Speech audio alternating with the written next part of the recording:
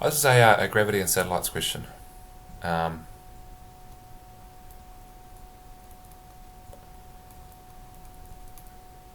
So, although these aren't particularly hard, often a big mistake made by students is the calculating. So we're going to go through how to do it, and we're going to go through how to type it in on your calculator as well. Make sure we get the full marks of this.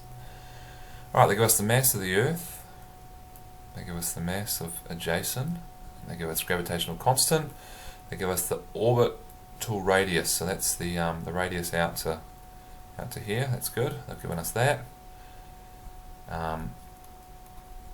which is 1.33 by 10 to the 7. Alright, first question. In the figure below, draw one or more labelled arrows to show the direction of any forces acting on Jason 2. Now, because they're labelled, we've got to label them properly.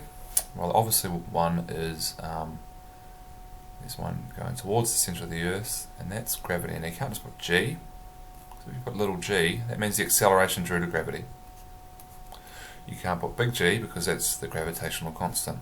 You've got to make clear that it's a force. It's the force of gravity. So that's how I would label it, force of gravity. If you wanted to, you could have labelled it mg, because that equals the force of gravity. So that's the label for that. Now a lot of students will often also put and say there's a force going this way as well. It turns out there's not a force going that way.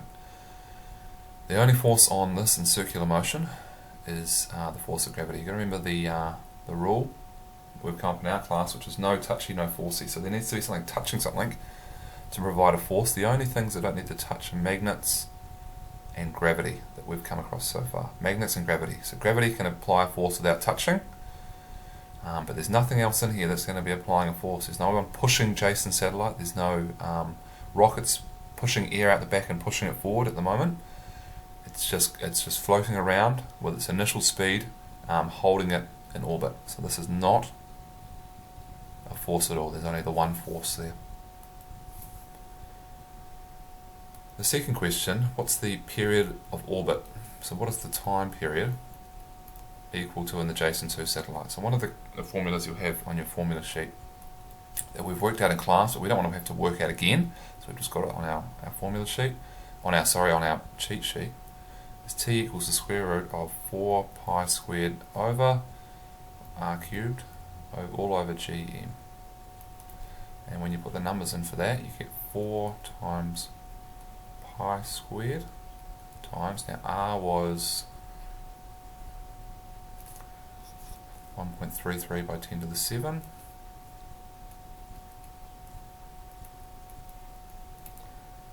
That is cubed all over g, gravitational constant, g 6.67 by 10 to the minus 11.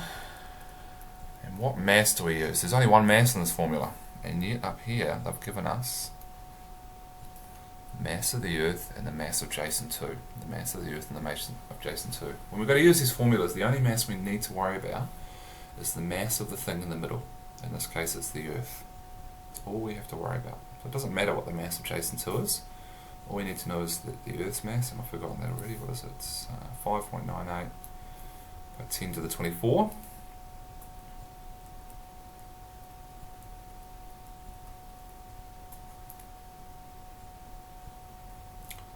And when I've done that on my calculator already, I get 15259 seconds. And all of these, they've given it to us in 3 significant figures. 1, 2, 3 significant figures. 1, 2, 3, 1, 2, 3. So if you want, just to make this nicer, you can make that 5, 15, 300 seconds. Alright, that's how you do the answer. What I'm going to run through now is what you type in your calculator, because so many of you probably didn't get that answer if you go type it in your calculator. So let's run through how I typed it in my calculator. What I did is I said, well, there's some brackets around here, there's some brackets around here, and I could, if I want, type the whole thing out. There's just going to be so many brackets. So what I'm going to do is I'm going to do this whole top section first. So what I type in my calculator is 4 times pi squared times, the r is 1.33. Then the button I push, I don't push times 10, or I don't go times and then I push 10 and then push to the power of and then push 7. I don't do that. What I push is the button that says exp, exponential. When I push that button, a little in the side of my calculator times 10 to the power of, well, it says 00, comes up. That's the one I like using for 10 to the power of. So I push that and then I push 7. Because it's 10 to the power of 7, and then I push to the power of 3. And on my button to the power of 3 on my calculator, I think there's a second function, and then somewhere there's a to the power of x to the power of 3 button or something like that, and I can get that from there. All right, then I push equals, and my calculator gives me for that 9.28 by 10 to the 22. So you should follow along and make sure you get the same thing. So I've just done the top here by typing that in. Then to get the bottom, what I do is I type in answer. Now to get answer in my calculator, I think I have to go either second function equals, I think. It's either second function equals or it's shift equals. I don't have my calculator in front of me, so I can't remember. But one of those two will give me answer, because answer is written just above the equal sign. So that gives the answer. Then I say divided by, then I put a bracket, and I'm going to put all this in. 6.67 is times 10 to the power of, so I push exponential again, minus 11 times 5.98 exponential 24 end of bracket equals.